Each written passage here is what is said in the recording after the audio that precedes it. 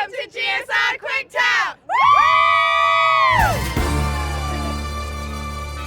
Welcome back to the good, the Scaz, and the Rugby. We're at the Swan Inn, just around the corner, across the motorway from the Brighton and Hove Albion Stadium. And there's a lot to celebrate. We've got the irreverent Nicholas Heath. Hello, how are we? It is great to see you again.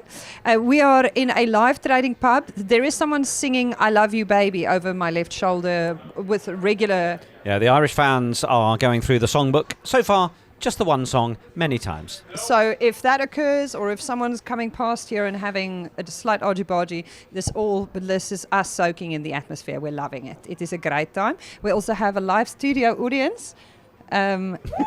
Yay! I love when the blue tits just sneak into places like this. We don't mind at all. We're not paying them though, so we'll be nice. The South Africans didn't win. No. Spoiler alert. How are your emotions in check this week? I've been so good. Yeah? No crying. Okay. No wailing and gnashing of teeth. Excellent. Generally just happy that they're in a quarterfinal. Yeah, I think they are as well. I think today probably... It's that sort of phrase, isn't it? They played their final last week, but anyway. Yeah, pretty much. The good news is that we have 8 teams secured, locked in, quarterfinals determined, ready to rumble. But that also does mean that we are waving goodbye to 8 teams at this Rugby World Cup. So we will definitely reflect on that. Next weekend, Canada will play Australia. England will take on Scotland. Indeed. New Zealand will play South Africa. And France will play Ireland. A couple of big Six Nations clashes in there. Which is going to be interesting because these teams know each other better than... we've throughout the pool stages, group stages, have seen these different kind of matchups. First times teams have played. Yeah. New Zealand and Ireland have only played 3 times. Today was the 4th time ever. Yeah. They've now evened their win record Yeah, against the Irish Ireland. have unfortunately got to kiss goodbye to that winning record. Oh, that they sorry, have. Ireland. But there's tons to reflect on since you were the man with the microphone. I was stadium announcer at Brighton and Hove Albion Stadium, and what a treat it was. Thanks to everybody that I clearly talked about it enough that everybody from the GSR family and beyond has been taking videos of me wherever they were sat doing the do while I was on the big screen and doing all the announcing. So it was a joy to whip up the atmosphere. I got a text from the World Cup boss, Sarah Massey. Oh, wow. That said, this is the best it's ever been. Can you do all of them? Oh, yes. Sarah, say less. Feedback. Thank you very much. We will have all of that. More, Nick, please. That was very special. So, yes, it was a great atmosphere. 2 lots of 30,000 in Brighton. My goodness, what's not to love? Today, 29,500 of them felt like they were wearing green. Yes. There were some lovely renditions around of Fields of Athenry, and I think somehow... when there were 29,500 of them, almost all of them, I think, were in Molly Malone's in Brighton last night, judging by the hangovers wandering around the stadium today. Even some of the journalists, and I am not going to drop names, but some of the people in our industry... was very well behaved, Elma Smith. Very unusually for the irreverent Heath, because he tends to go hard when he goes. I did my best. Last night, he rolled it up and... In bed, half went 11. home. Yeah. What an adult. An Italian spaghetti carbonara, if you're interested. I love that. I was in and out of Brighton this weekend, and it's just been sensational to see the atmosphere at the stadium today for myself. Yesterday I watched that match on the TV. There is no way that if you were watching New Zealand-Ireland on TV, though, you would have been able to feel the electricity that was in the air during that haka. Yeah. The haka was sensational for 2 reasons. Firstly, people piped down in a big way. Yeah. The level of respect for the haka today was unbelievable. It was like Japan levels. I've seen the haka performed in Japan. And also, the bigger the number that we have turning out for these women's games, the bigger that silence becomes for the women doing the haka. So we're building these numbers within the women's game and then making those moments even bigger by the unique nature of them, hearing those collective female voices deliver it. We've heard the men do it enough times. So that these moments are just, ever more magic. Do you know that I filmed the haka on my phone, and I am so glad I didn't stop filming Because when the haka finished, I panned to the left in the stadium, and then I panned back, and I realized, what? They're all still like in position. Yes, just frozen. Like a challenge or something. And when I watched back the video now, I checked for Shira, it was 31.56 seconds before anyone moved. So I set up my camera just to be able to show some people what it's like doing the announcing. I thought, oh, I'll just film a bit of this. And the moment that frisson, that noise, everything for what I now know was 31 seconds, I get completely choked. And I've caught myself just going, because it was incredible. That noise was just something else. I just had a moment where I went, this is 30,000 people just going, we're in for all of it. And yeah, it was absolutely brilliant. Sam Monahan, do you now regret that? Let us know in the comments. Because that I did the post-match interviews in the Flash Zone for the BBC, and I pointedly asked all of the New Zealand girlies, but also the Irish ones that I spoke to, is this something that you planned, knew was going to happen? Did you go in for it? Like, what happened here? Portia Woodman said, we always wait for them to break. Right. When we do the haka, it's a challenge that you lay down, and it's up to them to move first, to fold. Right. We don't fold, they fold. Yeah. And they just held. Yeah. And we were like, well, if they're holding, we're not going. Lovely. And I would like to know if there has been an example of this in the men's game, because I cannot remember ever seeing a standoff post haka go on, because they could have just been standing there for 5 minutes. Yeah. Yeah, I mean, this could become a thing. Yeah, if no one moves, if Yeah. everyone refuses to budge, and they just stare down, like we might have to delay kickoff. Yeah, they'll probably just get to a point where a referee has to stand there, and after 30 seconds, beep. That's an interesting one. Yeah. I wonder if we are going to see some innovations, World Rugby. Well, and speaking of referees, of course, at today's game, we had the national alert test message that went out at 3 o'clock. Hey! Live show, everyone. If you don't live in the United Kingdom, this is such a rogue thing that they do. Everyone, not the breaking of the glasses, we all do that. They do this thing where your phone, sometimes it'll come on the news and say, like, next Sunday, your phone is just going to make like a really scary alarm noise. Don't worry, it's fine. We're just testing national alarms. Testing the national alert. But this happens like in all case the it's time. needed. I don't remember it really happening before, but I think there have been one or two. No, it's happened before. Because I remember the first time it happened, I did not know that this was coming. I think this is maybe the second time. Yes. But I was aware, and so we knew it was going to happen at 3 o'clock. And I was thinking, what if this happens while a runner's running up to take a conversion? Will Holly Davidson say, "We'll reset the time"? It's clearly it put you off, or maybe it doesn't. But what are going to be the protocols? And then I was chatting with the sports pres team because I was doing the announcing in stadium, and I said, well, if we have a little stoppage before 3 o'clock, should I just remind the stadium? Because 30,000 phones suddenly going meh at the same time, I thought could be quite disturbing. mad. Yeah. So they would, that would be a good idea. I happened to catch Holly before she ran on the field, just sort of 20 minutes before kickoff when she was warming up. And I just said, look, when this comes around, are you going to do anything? Do we need to be? And she said, well, I'm thinking when it gets near it, if I'm at a natural pause, then I'll just pause the game and we'll have a moment. And then this amazing serendipitous thing happened where there was a pause with about 50 seconds to go till 3 o'clock. So I just reminded the stadium.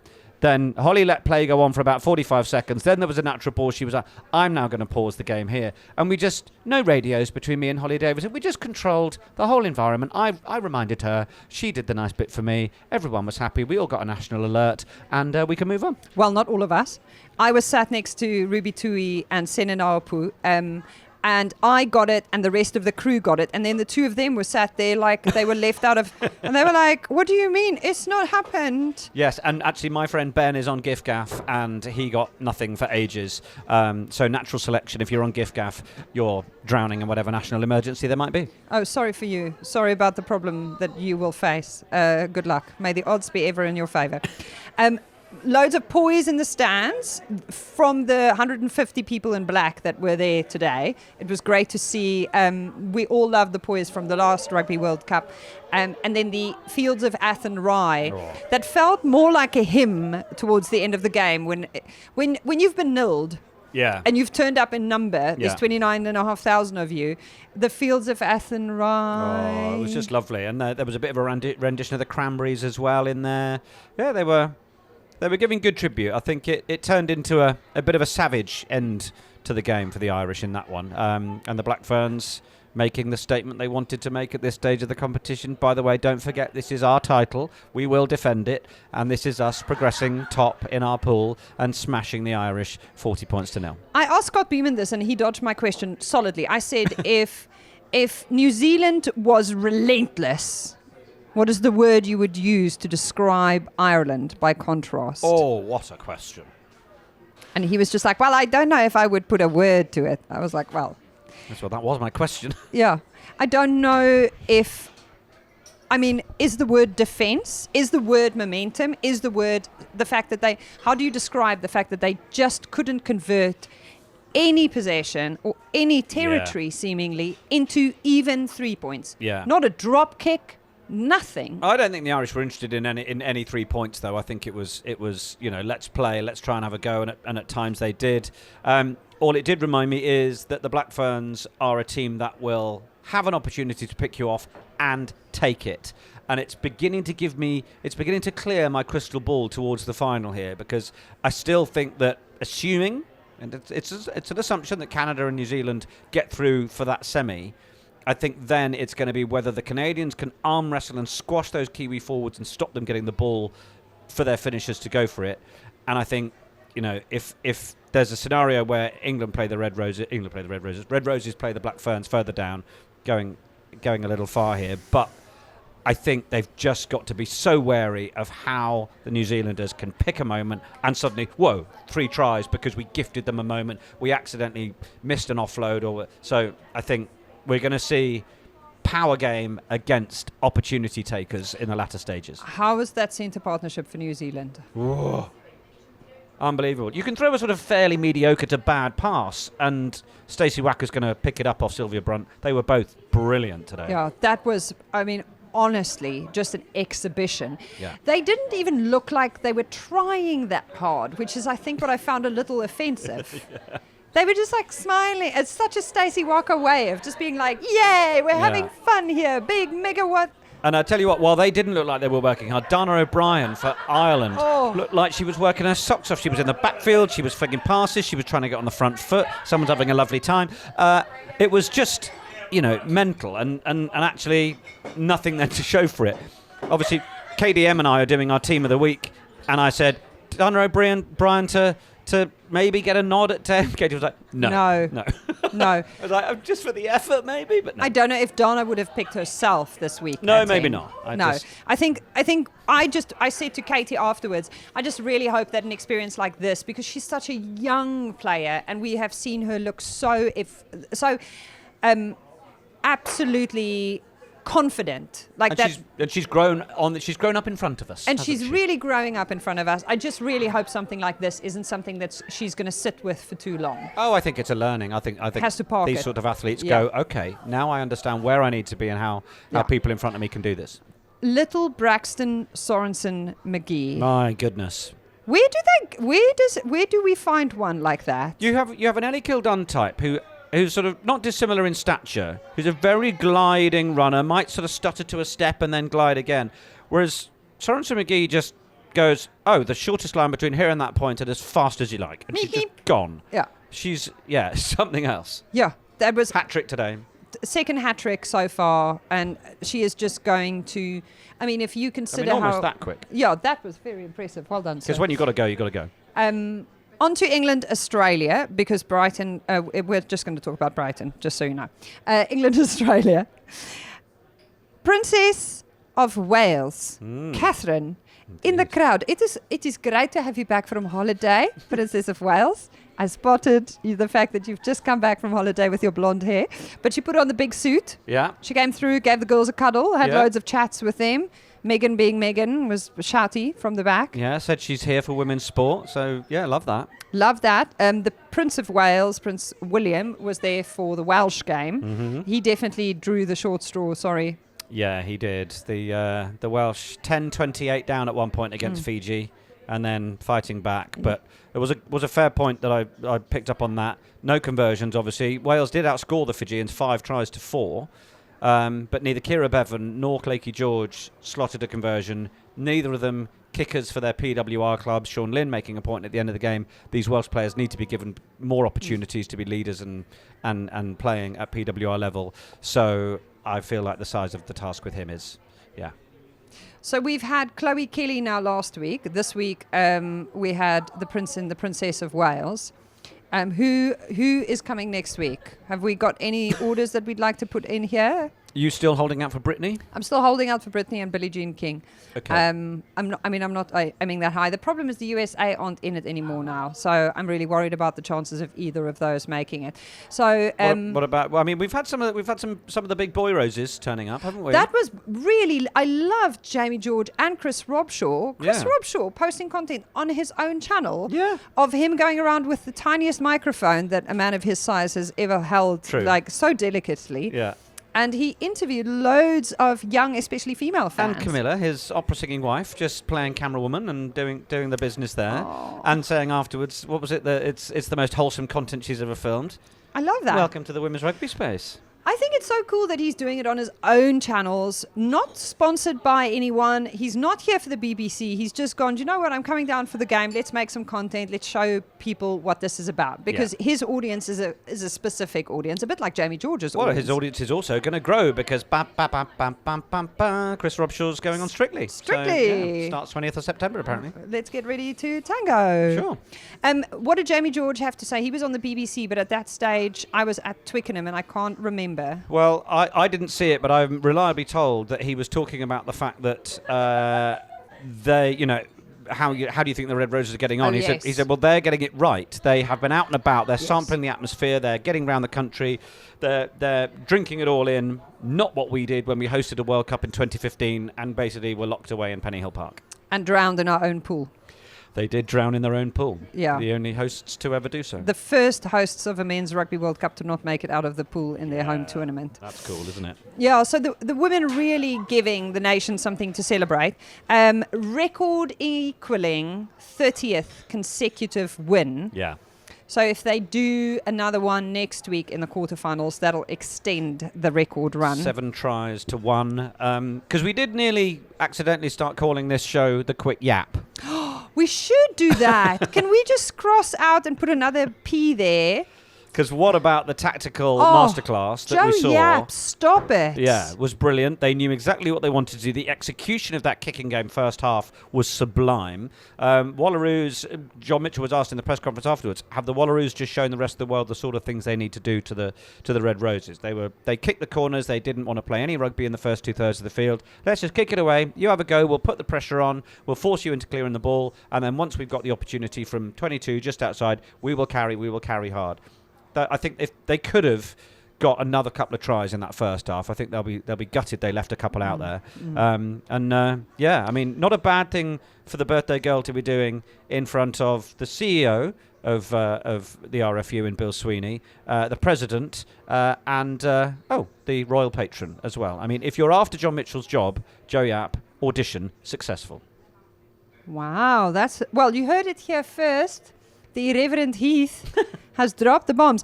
If you don't know this yet, it has already emerged that Jo Yapp is departing from her job with the Australian Rugby Union. So she is officially on the market. So you're not just making this up. No, and John Mitchell is contracted until June next year, which could be that weird thing that you win or lose a World Cup and then you do a Six Nations campaign before handing it over to someone else. But that's what they did That's what Simon Middleton did. And it seemed so totally weird. pointless because then you've missed out on 5 internationals as you go into your next campaign. So I hope they don't do that. I hope that whatever happens, celebrations, commiserations are all done and someone goes, thank you very much, that'll do for now. But anyway, plenty of water to go under that bridge until that. Can you reverse that? Anyway, carry on. Hitting the water in reverse as well. He's such a powerful man, our Nick. Do you think John Mitchell, after what he has now seen from New Zealand today, and considering the way Australia asked them some really uncomfortable questions by way of their style of play yesterday, is going to sleep at all this week? Yeah, I think he had some players that had an off game. He said afterwards, Ellie Kildunn had a bad day at the office. She was playing like a bear with a sore head before she got a sore head, and we hope that Ellie's okay. She was removed by the team. It wasn't an HIA. and so the protocols around that will be different, but I don't think she'll feature in the quarterfinals. So, yeah, I think they just know they can't gift the Black Ferns opportunities. Like I said, they will finish from anywhere. That backline are so slick. Their skill set is so high. Their catch pass is brilliant, even when it's not, if that makes sense. So, yeah, the Red Roses need to tighten up. They need to stop assuming when balls are kicked into the backfield that they're going to have this counter-attack. They're going to go. At times, it just needed the ball to be cleared. Mo Hunt got them out of a lot of problems. She literally was like a rash. She had a great game. Yeah. In the best way, Mo. Yeah. The best kind of rash you can have. But line clearance was excellent. Didn't she give you a Moism? I did get a little cute Moism from her afterwards. We had a little one-on-one conversation, getting some radio reporting done, and she talked about the nature of the challenge being a blessing and disguise. Not so much a blessing in disguise. I don't know. Maybe I misheard it, but I think I got a blessing and disguise, and I immediately just went, the blue tits are listening. Blessing and a disguise. Sometimes you would like a disguise. I mean, I'm sure Ireland would have liked one today for at least one player. Maybe it's one to look up in the book of sayings. Yeah, please check what the origin of a blessing in disguise is, and then let's add one. The question is, so we're on wafer watch. No, Aoife Wafer did warm up with Ireland today, but she was limping. She's very definitely limping. And she's limping and champing. Very much champing. Champing. At the bit. Yeah, not chomping. But the other name that we have been asking about at every press conference so far is, how far along is Holly Aitchison? When is she going to be back? She finally got some World Cup minutes. Dun, dun. Yeah, and obviously when you're the stadium announcer at a World Cup, it's not a home nation. So when Holly came off the bench, I couldn't be like, and now England fans finally ready to take the field. So you have to change it. So, it was just more like, and coming off the bench, number 22, Holly Aitchison, because she's playing again now. So you can't do the big rah-rah? No, because it's not. No, you have to be impartial. Yes, one of those. Oh, I didn't even twig that. Yeah. I mean, Ruby Tui was just, she's, like, her impartiality is gone completely. Like, she was just like this fine. all day, pretty much. And then Anna Capeless is like here, and that's how we balance things out. Excellent. I love that you are the professional that you are. Now, it's time for the High Flyer of the Week segment, brought to you by our good friends at British Airways, where we pick the Player of the Week from the Red Roses. We have 3 nominees here. Number 1, Nicholas Heath, I'd love to hear your thoughts on Zoe Harrison and her performance. Well, a lot has been expected of Zoe, with certainly Holly not fit, and with Helena Rowland just sort of coming back as well. And Zoe's been great. I think she's been kicking England into the right areas they needed to play. Her distribution's been good. They were under a bit more pressure at times from the Wallaroos there. But yeah, good performance. Certainly more tested than usual. Then our other nominee for High Flyer of the Week. And what's interesting is I did this hospitality thing yesterday with Amber Reid and Rocky Clark. And when I asked them pre-match in the room that we were doing it in, who's going to be player of the match today, knowing everything you know about all these players here. And they both looked at each other and went, Alex Matthews.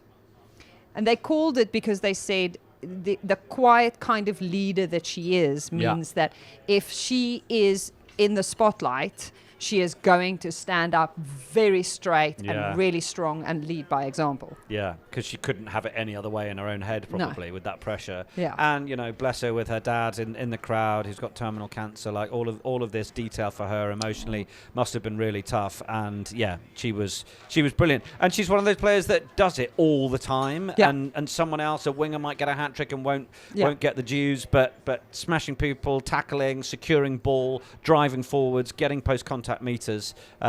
She's. I was delighted for her that she got that player of the match nod.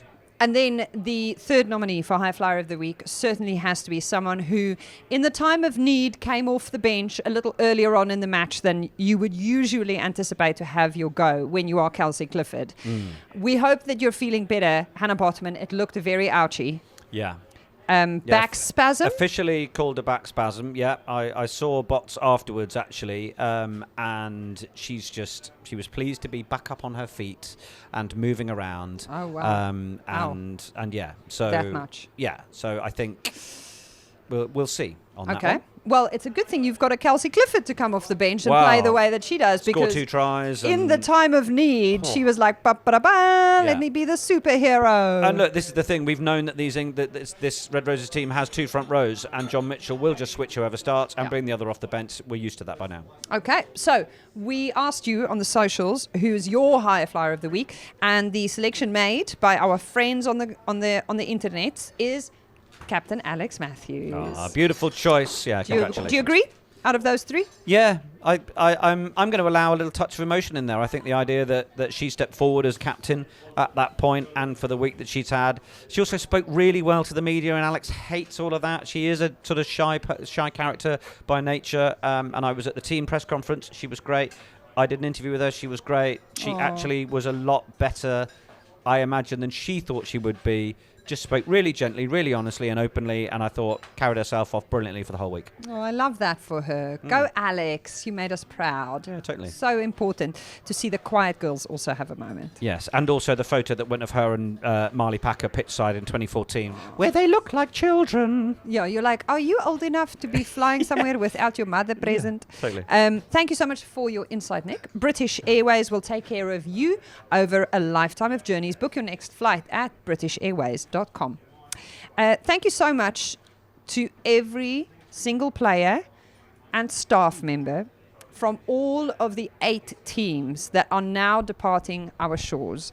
This is such an important moment that we do need to take to celebrate you for the sacrifices that you have made to come play here. Many women are flying back home, literally tonight, tomorrow, and going back to work. There's not much sentiment, really, is there, for that? Your schedule comes to an end. The investment support that you're getting, you don't get to hang around and go and have a few spa days on whatever plans you've got. It's done. Well done. Thank you very much. Here's your flight home. And jobs to go to. And, I know that it went viral, that interview with the Samoan head coach, about the sort of bittersweet nature of tasting what it's like at the top level in front of those 13,500 that were in Northampton. But there's a lot more people feeling that now. They have played in these big stadia. They have had these moments. They are seeing the growth and the excitement and electricity of the women's game.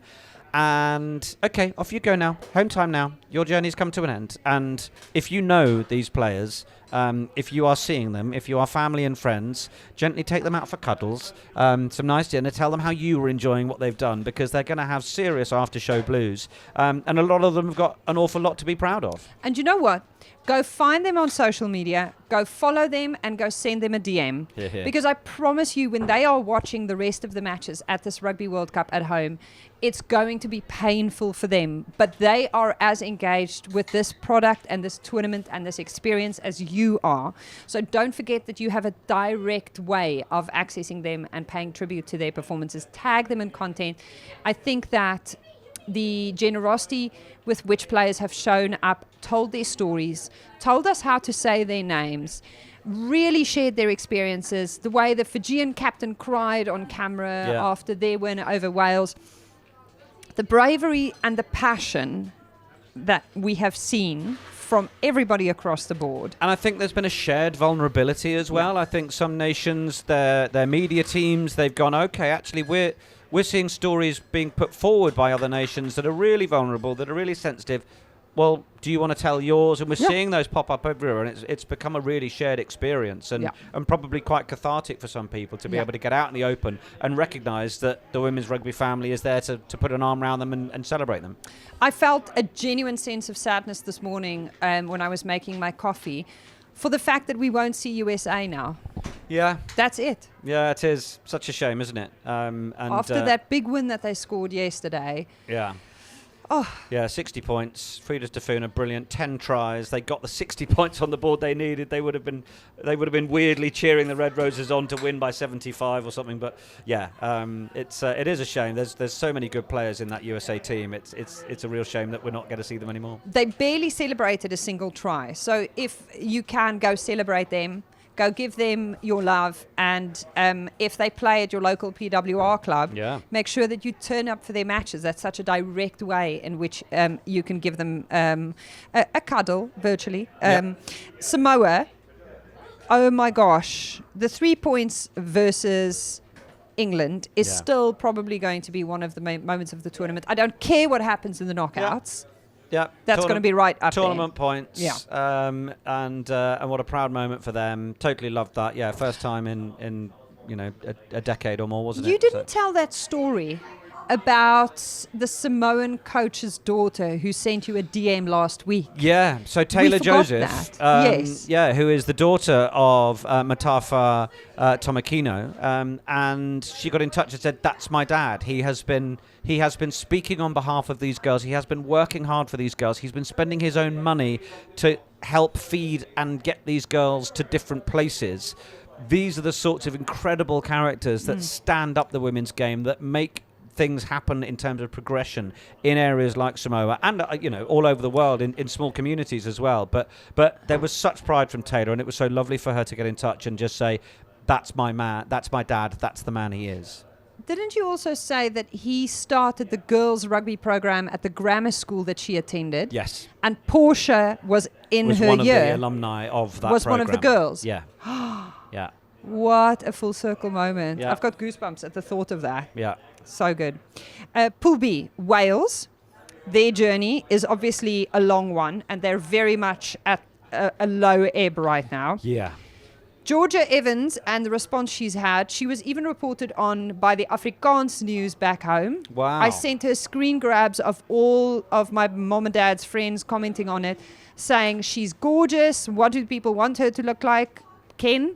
Yeah. Because why shouldn't she be Barbie? Pink, bony club. Pink? Oh. Sorry. Even Anna Capeless turned up today with a ribbon in her hair to show solidarity. I Yeah. love that is the talking point. But Wales, obviously, a lot of work to do now. Yeah. Where does Sean Lynn go? What has he do? Is there a single lever that he needs to move? He's clearly talked about the fact that these Welsh players need to be given more opportunities in PWR clubs. He has just come from a three-peat PWR club at Gloucester Hartpury. He would know. He has... That's a bit of pot kettle stuff there, though. Well, to a degree. I mean, he has 7 or 8 Red Roses who were in that starting lineup last season, and 7 or 8 Welsh players. So he's breeding both there, or certainly did. But there are players within PWR clubs that are not getting the time, and perhaps the leadership roles, which is a key point that people have been making, have not been with the Welsh internationals or some of the others. So I think it's really hard for Sean Lynn. I don't imagine the size of the job was as big as he thought it is now. I find it really hard to understand the size of the job, because some of those players are brilliant players. It's got to be a culture and a belief thing. It's really difficult to unpick. I think sometimes you've just got to start going back and winning some stuff. Get back into an environment where you're around other players, you can get back to the top of your game, walk back into those gates at the Vale and go, right, let's mean some stuff now, because collectively it's just not sat. Losing is a habit. I'm gutted for the Welsh. I really wanted to see them just show that at the start of this next cycle towards the next one, those are the building blocks, and I'm struggling to see it. I hope Sean Lynn and his coaching staff do.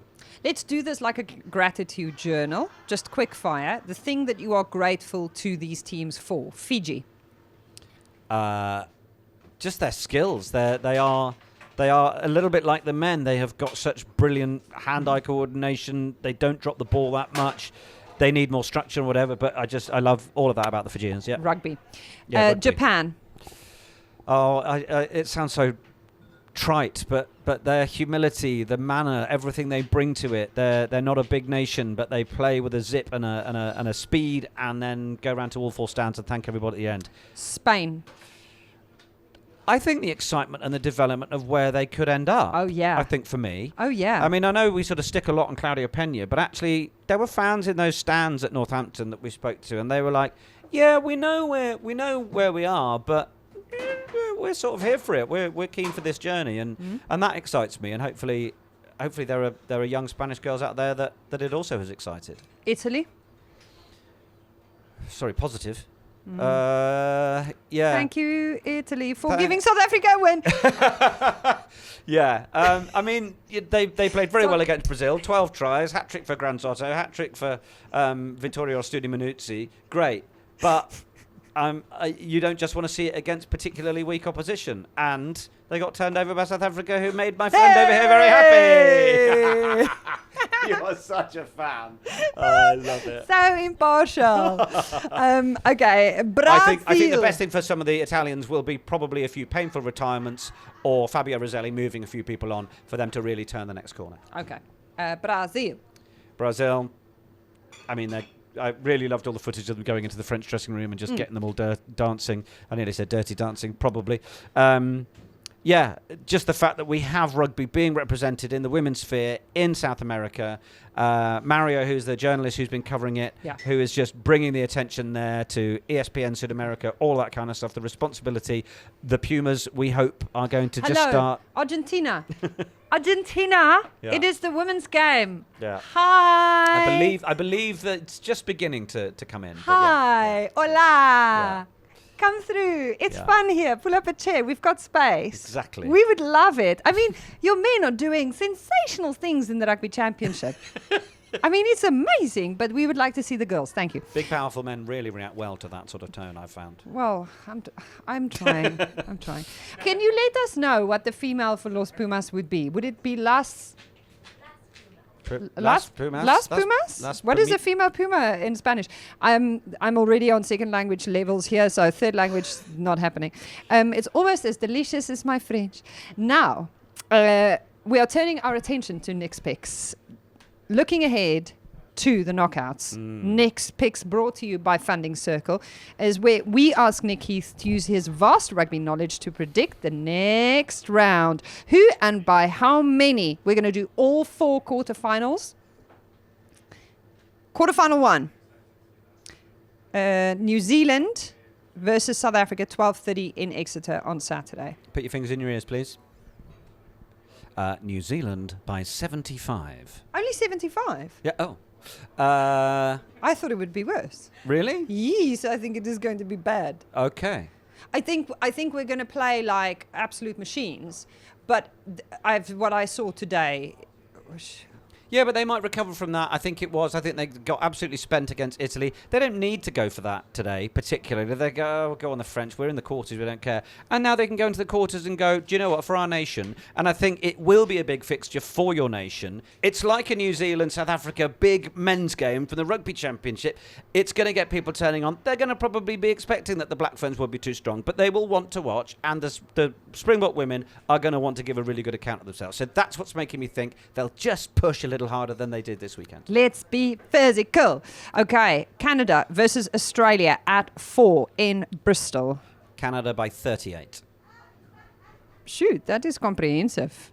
Yeah, because they're strong. I don't know what the Aussies will have left after that England game. Okay. France, Ireland, 12:30 Exeter, Sunday. Yeah, first of the Six Nations clashes. I think it'll partly depend on how the Irish can react, but I'm going the French by 16 to be respectful to the Greens. But where is the French accent now? Come now. Je suis Nick. Oui, bonjour. Oui, but what? I've lost myself. By 16, says... You just said in a French way. Oui. Oui. What did you say again? Ça, c'est ça. Okay. England v Scotland, 4 p.m. in Bristol, the final quarterfinal. So how far along are the Scots compared to where they were in April? Because they lost to the Red Roses 59-7 in the Six Nations. I am respectfully backing Rachel Malcolm and co. to improve on that, but it's still the Red Roses. I'm going England by 32. And that was Nick's picks. All you need to know about the next round brought to you by Funding Circle. They provide fast, hassle-free finance that backs small businesses because just like rugby, running a business takes grit, hard work, and a great team behind you. To find out how Funding Circle can help your business goals get over the line, visit fundingcircle.com/rugby and let us know if you agree or not with Nick in the comments. Now, I just want to take a moment for the little rainbow pattern that you have, the little heart on your shirt. Thank you. Yes, my little Tom Daly number. And you were wearing your, sounds gay, I'm in rainbow socks. Yes, which I think we've found out my husband behind me is also wearing now. Oh, I Yeah. love that. Hey, Tommy. So good. I mean, Nick's everything has a rainbow on it, but Tommy's not usually that guy. That's true, yeah. Yeah.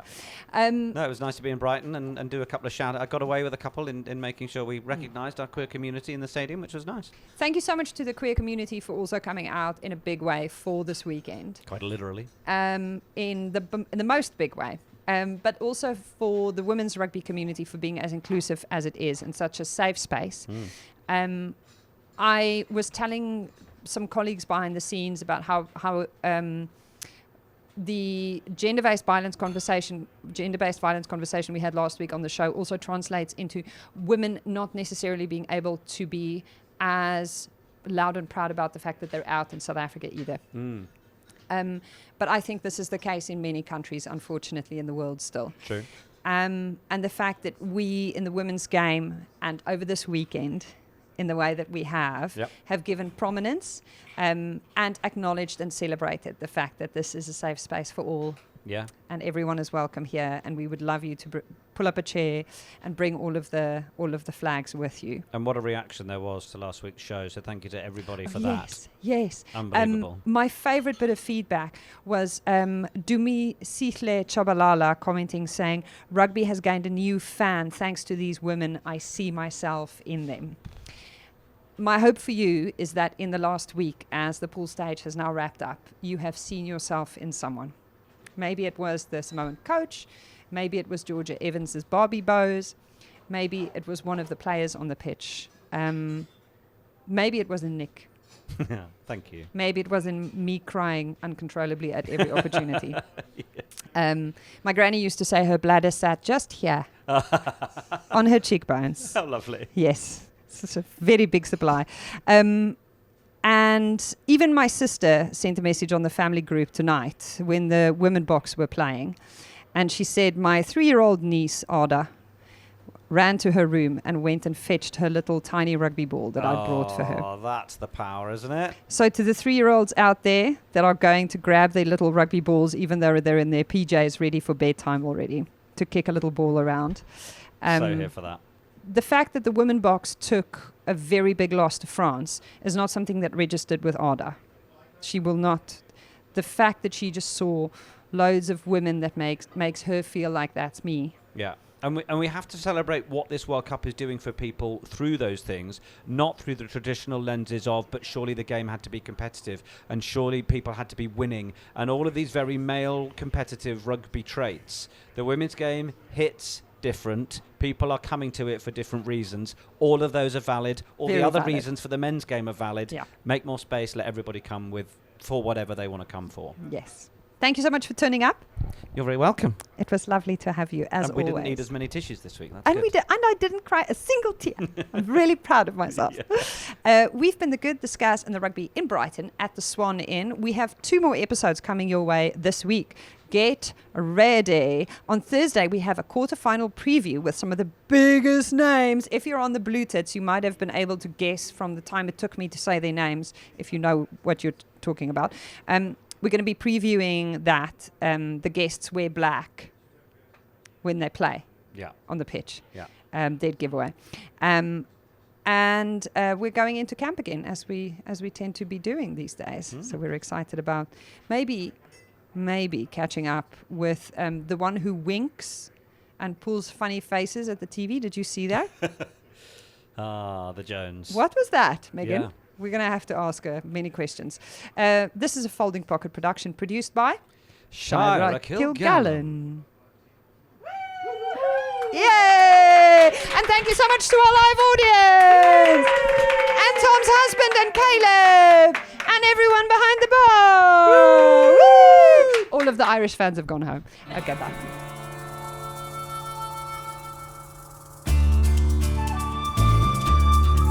You've been listening to The Good, the Scaz, and the Rugby with the Blue Tit. The one that always wears red. And the Croissant Queen. Thanks for listening.